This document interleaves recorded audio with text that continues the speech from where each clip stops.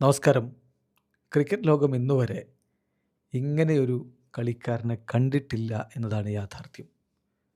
15 വയസ്സിനിടക്ക് ലോകത്തെ ഏറ്റവും മികച്ച ലീഗിലാണ് അവൻ ഈ അത്ഭുതങ്ങളൊക്കെ കാണിച്ചുകൊണ്ടിരിക്കുന്നത്. തുടർച്ചയായ രണ്ടാമത്തെ സീസണിലും അവൻ പൊളിച്ചടുക്കി. എലിമിനേറ്ററിൽ 97 റൺസ് അടിക്കുക.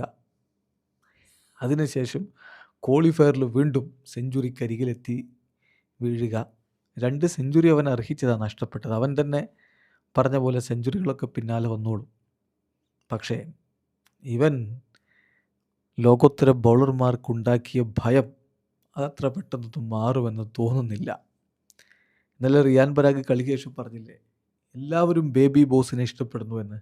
അതാണ് യാഥാർത്ഥ്യം. എല്ലാവരും, അത് എതിർ ടീമിൻ്റെ താരമായാലും സ്വന്തം ടീമിൻ്റെ താരമായാലും, എതിർ ടീമിൻ്റെ ആരാധകരായാലും സ്വന്തം ടീമിൻ്റെ ആരാധകരായാലും, വൈഭവ് സൂര്യവംശി ഇഷ്ടപ്പെടാത്ത ഒരാൾ ഇന്ന് cricket ലോകത്തുണ്ടാവില്ല.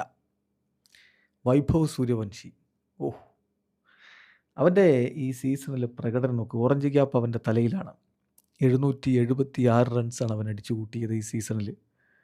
237.31 strike rate, 48.5 average, 72 സിക്സറുകൾ, 97 runs എലിമിനേറ്ററിൽ അടിച്ചു, 96 റൺസ് ക്വാളിഫയർ 2-ൽ അടിച്ചു, 4 POTM അവാർഡുകൾ, പ്ലെയർ ഓഫ് ദി മാച്ച് അവാർഡുകൾ, ഒരു സെഞ്ചുറി എന്ന് പറയുമ്പോൾ ഞാൻ പറഞ്ഞില്ലേ, ഈ 96ഉം 97 ഒക്കെ അതിലുണ്ട്, അതിന് പിന്നാലെയുണ്ട്.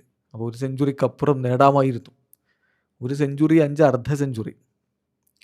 ഒരു തവണയാണ് അവൻ ഈ ഒരു ടൂർണമെൻറ്റിൽ ഡെക്കായിട്ടുള്ളത്. ബാക്കി അവൻ്റെ 16 ഇന്നിങ്സിൽ നിന്നാണ് ഈ വലിയ സ്കോറുകൾ വന്ന്. അവൻ്റെ സ്ട്രൈക്ക് റേറ്റാണ് ഞെട്ടിക്കുന്നത്. 237.3, 63 ഫോറുകളും 72 സിക്സറുകളും. 4ഉം 6ഉം മാത്രമായിട്ട് 700-നടുത്ത് റൺസ് അവൻ അടിച്ചു എന്ന് പറയുമ്പോൾ എത്രത്തോളം അവൻ ഡൊമിനേറ്റ് ചെയ്തു എന്നുള്ളത് അതിലുണ്ട്.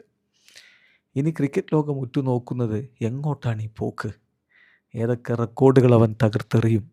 ഇപ്പോൾ നമുക്കറിയാലോ, ക്രിസ് ഗെയിലിൻ്റേതടക്കം IPL പല റെക്കോർഡുകളും അവൻ കാറ്റിൽ പറത്തി.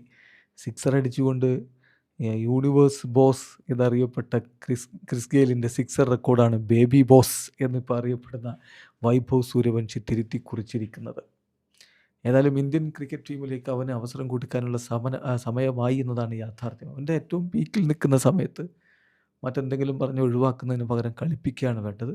ഇപ്പോൾ ഇന്ത്യ A ടീമിൽ ഏതായാലും ഉൾപ്പെടുത്തിയിട്ടുണ്ട്. പതിയെ അവൻ ഇന്ത്യൻ സീനിയർ ടീമിലും കളിക്കുമെന്ന കാര്യം ഉറപ്പാണ്. വീഡിയോ അവസാനിക്കുന്ന ക്രിക്കറ്റ് ലോകത്തെ കൂടുതൽ വിശേഷങ്ങളുമായി റഫ് ടോക്സിൽ എത്താം.